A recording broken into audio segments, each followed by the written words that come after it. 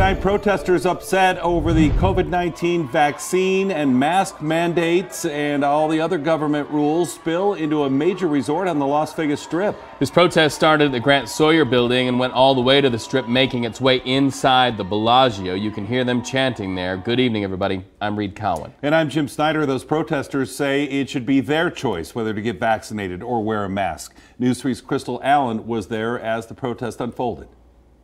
It's about choice, and you should not be shamed for being unvaccinated. It was called the Freedom of Choice protest. I want people to be able to have a choice. I don't want people to feel like they have to do something against their will. That's not right. That's not what we're about. That's not American. Some protested the vaccine, others mask mandates, and some the Clark County School District's vaccine mandate for employees. These teachers should not be forced to get this vaccination. Nobody should be forced to get it. A lot of teachers are really frustrated, really ready to walk out, ready to resign. Some threatened to walk out today to protest the mandate. So what impact did it have on classrooms? According to the Clark County School District, less than 5% of CCSD's workforce called out. It went on to say there are several factors as to why an employee may be utilizing sick leave, such as feeling ill, planned doctor's appointments, maternity leave, or other planned leave. But CCSD employees like Jennifer Harris are skeptical of the numbers. I feel like it's an underestimate. I know at my school alone today, there were 18 of us that called out. As for the vaccine mandate, the board voted 5-1 in favor of it, saying they trust the science. Data from the Centers for Disease Control found 97% of those who have been hospitalized with COVID are unvaccinated, acknowledging, however, there have been breakthrough cases. At one point, we saw some protesters leaving the Strip and heading inside the Bellagio.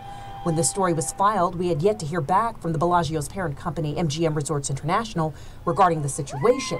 We did, however, receive a statement from Metro. It read, in part, the group of protesters were trying to make their way to the lower portion of the fountains. They went the wrong way. There was no call for service. There have been no arrests or citations. LVMPD is monitoring to keep the peace. Millions of Americans are losing pandemic-related unemployment benefits, meaning that some paychecks are going to be at least $300 short. And as News 3's Alexis Gorey's been finding out, there are all kinds of local business owners, including restaurant owners for sure, who are hopeful that this might be the push that Nevadans need to get back to work. Since the Nevada Department of Unemployment, otherwise known as DETR, resumed the work search requirement, some restaurants tell me resumes started to trickle in. Still, interviewees have been constant no-shows. Still having some trouble filling some back-of-the-house positions, but the front of the house with tipped employees, we're seeing a number of resumes coming in from those. Cooks and dishwashers are in high demand. Andy Hooper, owner of Locale Italian Kitchen and El Luchador Mexican Cantina, says his staff is running on overtime. 8 positions need to be filled at his restaurants, and with pandemic paychecks shrinking, he hopes an increase in wages will help. We definitely have seen, an increase in our hourly wage to cooks, to back-of-the-house employees that typically weren't making as much as tipped employees at the end of the night. An increase of $3 to $5 an hour depending on the talent. But across town at Lola's Louisiana Kitchen, the job process isn't even reaching salary negotiations. Nobody even cares to know what the wage is. We have very few who are inquiring what the wage is.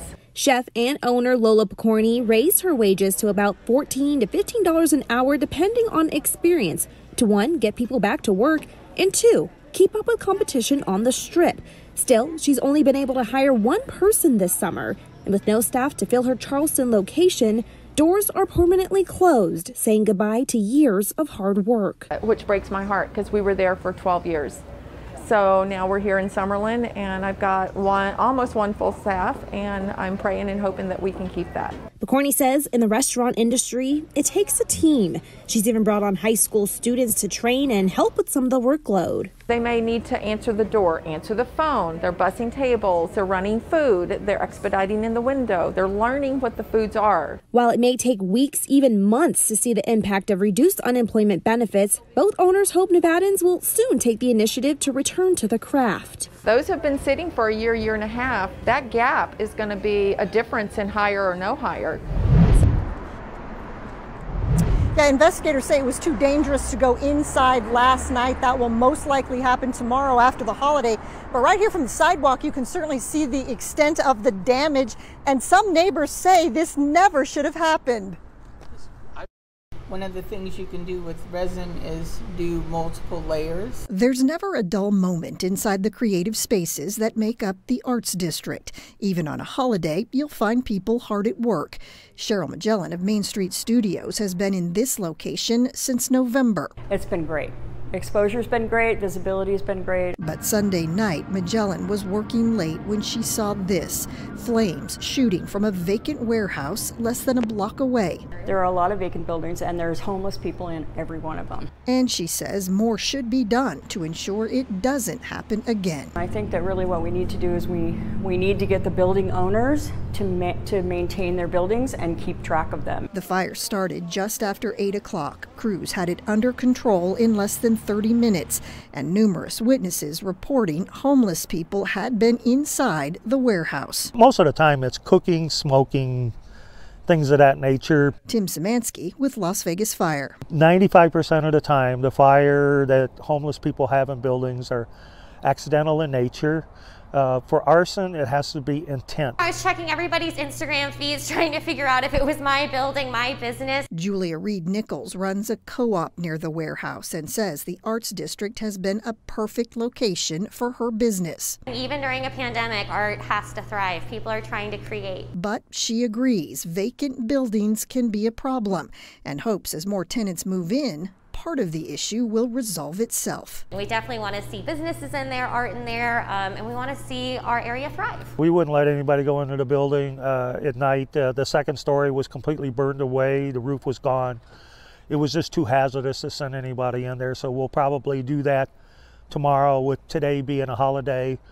We ordered fencing up around it, and us along with building officials will be there with the owner to look it over to see how bad the damage is. Now, one concern for firefighters last night was the NV Energy substation right next door. Fortunately, the flames did not spread. So far, there is no dollar amount on damages for this fire.